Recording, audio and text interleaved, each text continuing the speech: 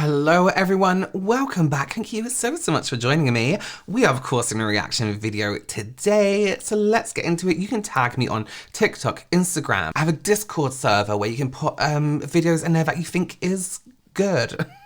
No lashes today because they were itching my eye. Just before we get into it, as I always say in these videos, creativity and individuality have no rules, but makeup most definitely has a theory, and these videos are for you, people who want to learn that theory, and maybe you see some things online you're like, a little bit questionable. Okay, let's get into it.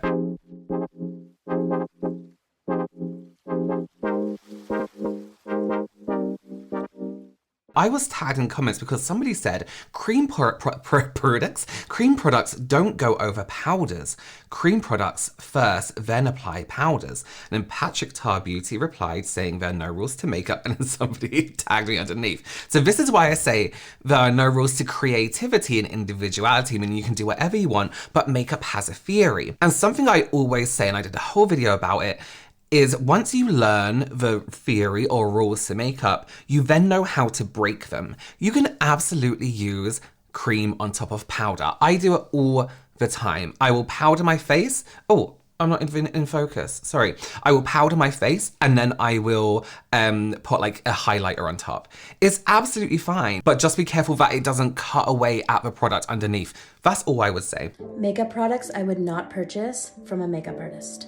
You are wasting your money if you're using primers. Unless you're using primers for a specific issue like oily skin, they're a waste of your money. A lot of time, primers can actually make your makeup look worse, which is not what we want. I just wouldn't put it under my foundation if I was you. I'm sorry to tell you, but setting sprays don't do anything. Setting sprays might feel nice on your skin, but they're not doing anything to hold your makeup on. A lot of setting sprays claim to keep your makeup on for the entire day, and I'm sorry, they're just lying to you. And guess what? A lot of these can make your makeup look terrible if you use too much. If you do a bad job putting on your makeup and use a setting spray, it's not going to do anything. Full-size mascaras are a waste of your money. Honestly, full-size mascaras harbor bacteria, and you're only supposed to use them for about 3 months. Chances of you using the whole bottle in 3 months, pretty slim. Full-size mascaras are expensive, and you just don't get enough use of them for them to be worth the money. It's so true. Primers are great if you have a very, I always say, dramatic type of skin. Dramatically oily, dramatically dry, and you need a little bit of help that day. Totally agree. Most primers, we went through this phase of selling these really silicone-based primers that were really slippery. Most of the time they'll peel on the skin, they wouldn't sit right with your foundation, and they're just not necessary. I always just think a serum. A good skincare routine is perfect. Setting sprays. Now, a lot of people do this test where they was put something on their hand, spray it with setting spray, then rub it off. The reason your makeup doesn't last, most of the time, unless it's like rain or something, the reasons your makeup is being ruined isn't coming from this way. It's coming from the skin outwards. It's your oils and things like that. So spraying something on top and having it like congeal with your foundation isn't really the best route to go down. Grab a setting spray, but use it as a primer. I'm sorry to break it to you, but your concealer is always gonna crease. The makeup industry hasn't been fully honest with how they're promoting their products. What a shock. No matter what makeup product or technique you use, creasing is inevitable because makeup doesn't stop your under eye skin from creating that physical fold when you move your face. In this video, I'm going to show you the things that you can do to help diminish the appearance of creases as best as possible. First step, skincare. You can go in with your favorite eye cream or any plain old moisturizer that you use for your face. Hydrating the area is very important. Now, if you're lucky enough to be able to skip color corrector, I hate you. But if you're like me and you've been blessed with these babies, then you're gonna wanna use one. Now, this is something that is super crucial when it comes to color correctors or concealers. And I cannot stress this enough because they've made a world of difference for me. The amount that you use and placement. Obviously, the more creamy and hydrating the formula is, the better. I'm gonna place it on the darkest parts of my under eye and I'm gonna let it sit. Only used a little bit, but even this is too much if you ask me. I didn't put it too close to my bottom lash line, which is where most of the creasing happens. Take a very fluffy blending brush and start feathering the product around, while avoiding placing the concealer directly where the creasing happens. Now that you've blended everything, take whatever product is left on your brush and lightly feather it into the areas where it creases, so that you're getting the effect of the corrector but without creating too much buildup in that delicate area. Now that you're done with that, you take your concealer and do the exact same steps. I'm gonna take the iconic creamy concealer from NARS just so you can see that even with one of the most iconic concealers in the makeup industry,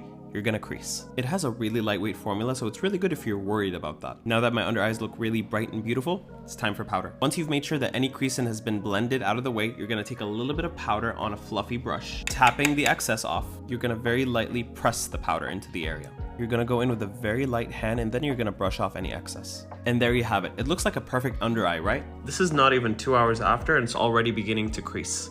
Don't believe everything the makeup industry tries to sell you, and just remember that you are gorgeous. So true. I think a lot of people really rely on their makeup to fix issues, right? And it's not gonna stop our face moving. Makeup can't stop. Like trying to be like, how do you cover, people who have heavy ones of face, how do you cover this? You can't. That's your face, honey. You can make it less obvious for a period of time, but it's just how it moves. A lot of the stuff that we haven't figured out in the makeup industry yet is because it can't be fixed with makeup. Surgery can fix it, but makeup can't. It's never gonna stop your face moving and your skin folding. For concealer to have to stop creasing completely, again, not slow it down, but stop completely, it would have to tighten your skin to a point where the creases no longer appear. And you can't do that.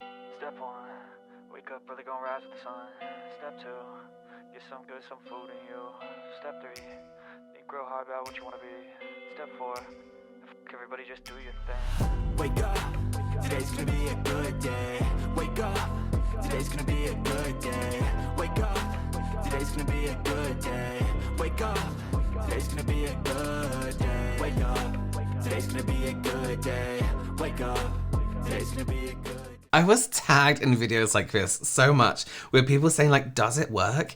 Yeah, because you just put in concealer where we usually put concealer, but in triangles. But you know what I do like about this technique is that it's slowing down the application of concealer and being a bit more mindful about the placement and the amount of product being used. But when you look at the final result, it's where everyone puts concealer anyway, just a lesser amount. So I do like it, but yes, of course it works because the end result is just where you put concealer. These trends come around and people end up with product looking exactly the same as it was before, just applied in some new gimmicky way. This video of mine went completely viral. This is the Jour powder I'm using. Just watch. Medium.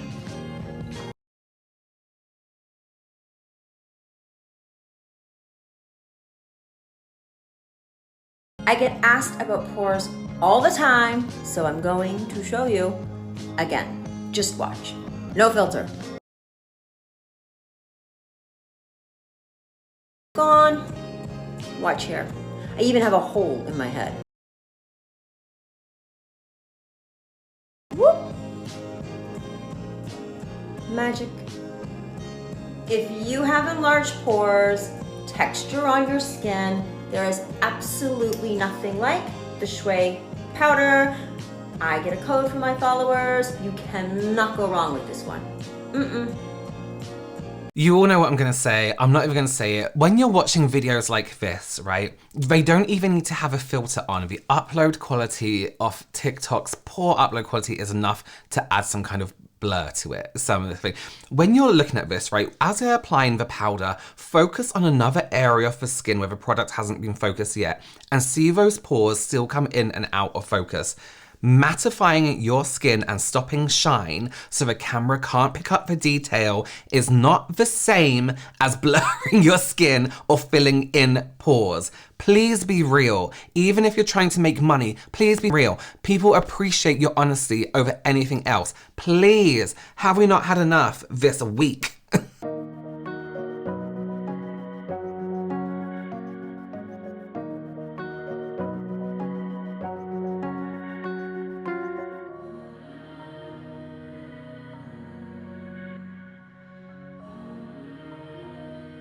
Okay, again, this is something that's coming up a lot recently, and we seem to be getting into this place of placement. Let me show you this screen grab of that right here. This is heavily making the face masculine. It looks like 5 o'clock shadow. It looks very heavy. And it's how, again, in theatre, you would make someone's face more masculine. Drag kings do it. Like, be really careful. It's a great place to shade, but do be really, really careful. Contour tends to have a grayer undertone. 5 o'clock shadow has a grayer greeny undertone, but it's just do be really careful, please.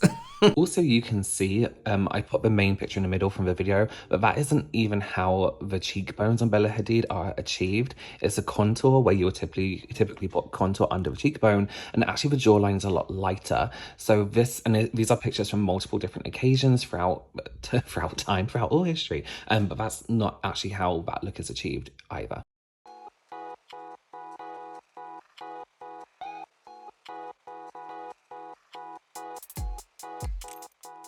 I think that's a good little trick. This under eye thing is a really cute trend. Again, another thing that's come from South Korea is putting that little dot there. And that redness tone under there is actually a tone that is under the eye, and a lot of people, they either have redness or blueness or something in between. So it doesn't look that unrealistic. And it's that I don't know if you've seen me talk about the triangle. The Illuminati, no, I'm joking. Just how much the human eye is attracted to triangle shapes or triangle points. I think that's a cute little tip. Just be careful when you blend it in. Yeah, precision would be a good one there. Okay, I think we did enough for today.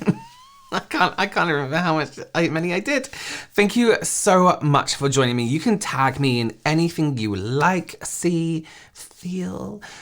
Yeah, all my socials are below. Do consider subscribing, giving this video a thumbs up, and I will see you very, very soon. Bye.